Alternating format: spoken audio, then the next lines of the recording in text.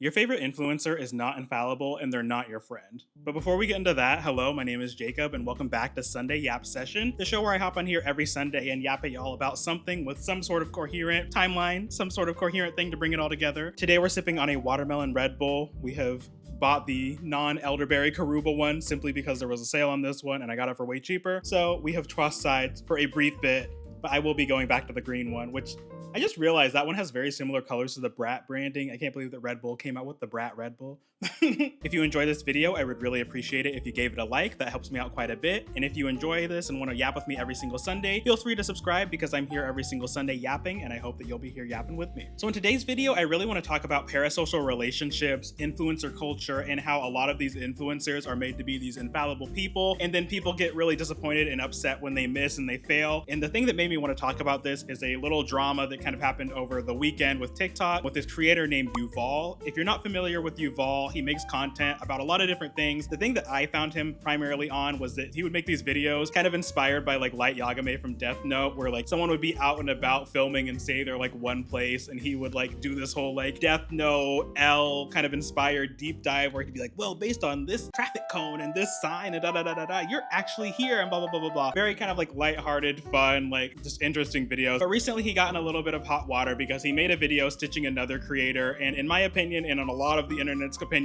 kind of misrepresented her argument and kind of framed her in a way that wasn't very generous and wasn't really framing her argument, which led to her getting a lot of harassment and so on and so forth. And if you want to go into like the full details of that and hear the full situation, go to my TikTok page. I made a video kind of addressing the situation and what is ending up being the inspiration for this video. And the original creator who was on the receiving end of all of this, she's in the comments. Go to her video. I'm not here to hash drama. This is not about drama.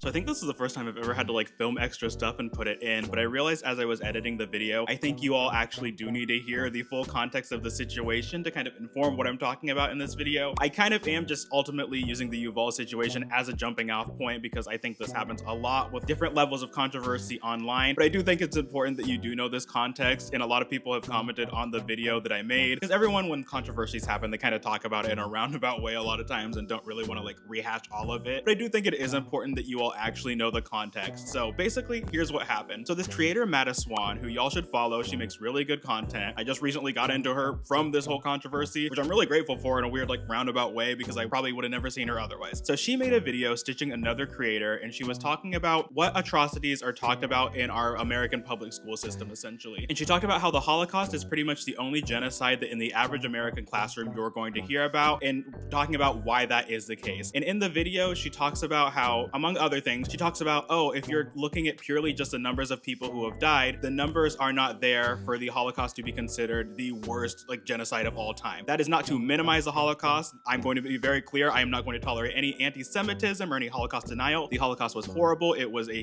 horrible, horrible, horrible atrocity. But if you look at other instances in global history, like the colonization of the United States or slavery, basically what Madison was saying is that the death count in other instances is a lot higher, is significantly higher. And again, that is not to minimize the Holocaust, and I will link her original video down below because y'all should watch it. And she said some other things too, but basically Yuval stitched that video, clipped that part where she was saying that the numbers just aren't there, and then was basically framing her video as Holocaust denial and basically framing it as if she is downplaying the death count of the Holocaust. And then in the video, when he was basically starting his argument with like, we shouldn't be comparing atrocities, we shouldn't be comparing genocides, he went on to basically compare atrocities and compare genocides and use metrics like death count and the rate of people that were killed over time and stuff like that to basically like say that it is taught because it is ultimately the worst. And in a video where he was saying that we shouldn't be making hierarchical structures of genocide, made a hierarchical structure of genocide. And also in that video, he was using a lot of racist language. He was referring to like, oh, how Germany was like the peak of civilized society and stuff like that, basically saying that like this was viewed as so bad because it was in like the peak civilized society, implicitly implying that all the other places where genocide was happening were just like barbaric, uncivilized places essentially. And there was a lot of other issues with that video as well. And also, like I said, he also didn't like link to her channel. So he took this little clip of her video, which was taken out of context, and then didn't link back to her original video, didn't tag her in the comments or anything like that, which he later said he did because he knows that his audience will go and harass people essentially, and he didn't want that to happen to her. But in that instance, he also didn't allow people to go see her actual video, because if you go watch it, her point is very, very clear. It is not anti-Semitic. It is not minimizing the Holocaust. Her point was so abundantly clear, and as Yuval admitted later, he reacted out of anger and reacted out of kind of a knee-jerk reaction to what she said. And so that is basically most of the context. This is just a SparkNotes version. I will link Madison's channel below because you can see all of her original videos. They're still up. And if I can find any videos of re-uploads of Yuval's original videos, I will upload that as well so you have the full context. Just wanted to put that in here because I do think it is important to kind of know exactly what happened. And in this video too, you're gonna hear me talk about like very broadly controversies of varying scales, and I'm gonna talk about how like people will pull out the guillotine for very small things. I want to make it very clear too that I am not saying that this incident was small. I'm not saying that this was not a big deal. I think someone with a platform like Yuval, where he has millions of followers, spouting off this racist language, expressing misogynoir, taking people's arguments out of context, and everything else that happened in that original video is very bad, is very serious. So don't think that I'm minimizing this, because I'm not. Yeah, back to the video. And why this situation made me think about this is because this creator and a lot of creators on TikTok, a lot of like white creators specifically that are talking about like sociopolitics or just doing like big takes and things like that. And this is not exclusive to white creators. I just see this with white creators a lot because a lot of them are the ones that grow really fast on the platform and get a lot of attention really fast. You'll see in a lot of these people's comment sections the phrase, "you never miss," or "they could never make me hate you." And that's supposed to be like a compliment, basically like, all of your takes are so good, you're so good at what you're doing, regardless of what you do, they could never make me hate you because I'm like a ride or die. And that behavior scares me, and that behavior is very concerning. And I think this sort of parasocial nature of treating people like they are infallible, like they never miss, like they have all of these perfect, accurate takes, is ultimately just going to set you up for failure and set you up to be disappointed when your influencer does miss, because we're all bound to miss at some point. And that was something I talked about in the video. Even me, I don't like when people give me the compliment of like, "oh, you never miss," or like, "oh, your takes are so good," so on and so forth. Because not that I have like a super huge following or anything, but that's something that people have said to me in my comment sections and stuff, like as a compliment. And I totally get where you're coming from. It is nice feeling like you have a reputation where you are saying quote unquote the right thing, or you have like accurate assessments of situations. Like that is a nice compliment on its face, but it does kind of set both you as a consumer and the creator up for failure, because ultimately somebody is going to miss. I am going to miss. I have missed very publicly on my TikTok before, and I've had to like apologize and rectify the situation. Never became like drama or anything like that, but like I am ultimately just somebody talking to my camera and talking into a microphone. I do have expertise in certain things, I do have credentials on certain things, and I do have some level of authority to speak on certain things. A lot of them I try to stay within kind of my personal experience, because ultimately I'm going to be the ultimate authority on that, and it's hard to miss when I'm just talking about myself and my lived experiences. But even in kind of that narrow lane that I occupy, there is always going to be something that I am going to miss on. There's always going to be some level of not knowing full enough about a situation and talking about it that I'm going to stumble into. That is inevitable for influencers. That is inevitable for content creators. That is inevitable for anybody. And so these kind of comments in the comment sections really kind of frustrate me, and I think it's setting yourself up for failure ultimately. And I think this kind of like "you never miss" attitude really does kind of play into the parasocial relationships that we're seeing on social media, especially with influencers, especially on TikTok and YouTube and places like that. And I think on one hand, it is like the audience kind of playing into these things, but I think a lot of influencers are also feeding into this. One, by not kind of curbing those things and nipping them in the bud, but two, just like the language that's used and like the nature of being an influencer or being a content creator. Ultimately, to build an audience, you need to build trust and you need to build a relationship with your audience, which means you need to like appease your audience, you need to meet their needs, and you need to create a version of yourself that they like. Like that's how even like this is working. I am coming in here, I am presenting myself in an authentic way, but I'm also presenting myself in a way that's hopefully appealing for you and that you like. Now, I'm not like being fake. I'm very, very candid in these videos, and they're very much like off the dome, speaking from the heart, speaking really real about my experiences. But ultimately, I'm talking through a camera. This video is going to go through editing. This video is going to go through a couple different processes before it comes to you, and you are not getting a raw version that you would get if you were like sitting in the room right now. And I think that's something we need to keep in mind when we're consuming content, is you are getting an edited down, curated version of whatever you're watching. You are not getting fully raw, fully authentic sort of content, not in like a necessarily nefarious way or a deceitful way, but that's just like the nature of the medium.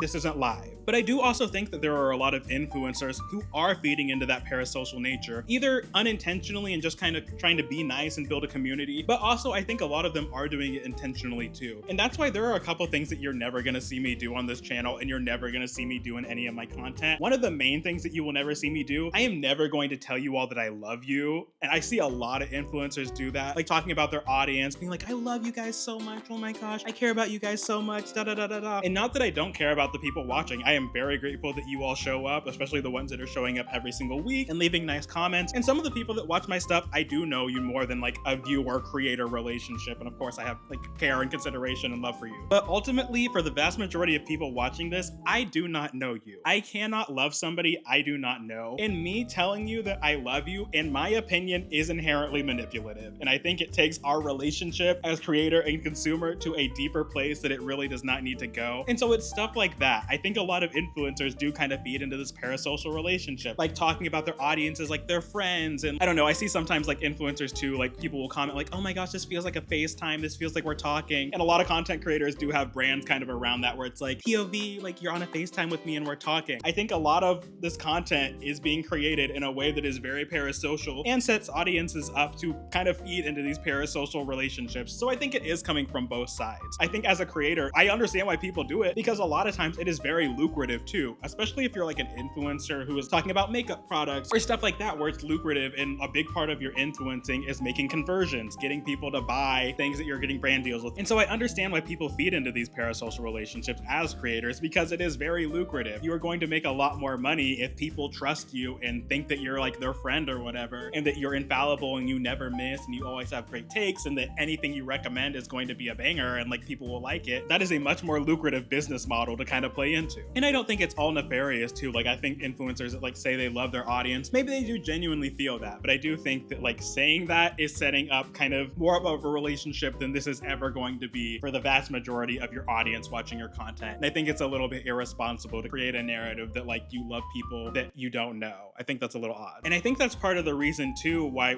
I mean, we talk about cancel culture. Ultimately, I don't think cancel culture is real. I saw someone on TikTok who kind of was talking about this, and they said you're really only as canceled as the quality of your next project. And I think we have so many examples of people that should quote unquote be canceled that have continued to bounce back time after time because they're talented and they're skilled, and people will look away from controversies and if you're putting out a product that's good. But I think in general, I think this is part of the reason why we see people so quick to cancel and so quick to bring out the guillotine, because they are treating a lot of these influencers and even celebrities too like they're their friend, like they're someone that they're super close with, because in their mind they have engaged with this person and have kind of built them up as this character who is always right and always has these super good takes and you could always rely on, and so forth, when you're really just like an audience consuming their content. This is not somebody you have a personal relationship with. This is someone like you ultimately don't really even know, because like I was saying, you're seeing them through a very curated lens, and you're seeing maybe what, like 5, 10, 15, 20 minutes of their day-to-day life when they're posting videos online. Like these are not people that you're having a profound relationship with and you really know their mind like you would a friend. Not that I can't relate to being a fan of something. I'm not talking about this as if I'm not like someone who is ingrained in this as well. I think in some degree we are all in parasocial relationships with some of our faves. I mean, it's understandable to be upset, but I don't think that like these things should be so devastating as they often end up being for a lot of audiences. And I guess bewildering too. I think that's mostly what I'm trying to get at, because in the situation with Yuval, I saw a lot of people in the comments being like, oh my gosh, rare Yuval miss. Oh my gosh, Yuval, you're always usually so right, but like this was a miss. What's going on? Da da da da da. And there was almost like a kind of bewildered, confused, like stunned sort of reaction. And like I think this mix up compared to some of the other things he's made and some of the content he's made, it's understandable why people were shocked by that video. But it was like, I felt like the tone in some of it was almost like, how could this happen sort of situation. And it's like, well, because he's some guy making videos online just like all of us that are on TikTok, just like all of us that are on YouTube. He is ultimately just a person who has views and biases and a history that has made him the person that he is. It is going to make you fallible to certain things and have takes that are not right and have takes that are incorrect. And that's just like the nature of being a human being. And so it shouldn't really be shocking when somebody has a take that is amiss, when someone says something that is incorrect. And I think rather than being like, oh my gosh, rare L, this is so crazy. How did this happen? How did you miss like this? I think it should just be more like a, hey, this was weird that you did this. I think you should have said XYZ. You should have handled this XYZ way. And it should kind of just be that. I don't understand this kind of shock and outrage and intrigue that people are normal people that make mistakes. I think that's ultimately what I'm trying to get at. This sort of like deification of influencers and this weird relationship that we form with them off of very little information and a very curated slice of their life is very weird, very disturbing, and something that like we all are in at some point, but I am trying to like divest from. Like ultimately at the end of the day, these are just people that are in our phones who we like, who we are inspired by sometimes, who we admire their content. But these are not people that we know. These are not people that we have profound relationships with. These are people that are fallible. These are people who will make mistakes and people who can be inspired to change too. I think that's a big part of it as well. And that's definitely the tone that I want to set here too. Like I am someone who tries to take as much consideration as I can when I'm saying things. I try to make sure that when I'm talking about something, I am informed and I have an informed perspective, and I'm not just talking out of my ass, because I feel like a lot of people do that, and that's a lot of the times how you get in trouble. You can avoid a lot by just really taking a couple seconds to think like, do I need to say this? Do I need to express this online? I try to do my best to kind of put barriers in place to where I'm not in these situations, but ultimately it's gonna happen. At some point, I will probably upload a video on this channel and you'll watch it and you're gonna be like, Jacob, what are you doing? What are you talking about? And I'm gonna have to deal with it, and I'm gonna probably have to apologize, and I will change my behavior and move on. But I don't ever want it to be made to seem like I am just this like super unique, super smart person who can never miss and has ultimately perfect and incredible takes, because that's not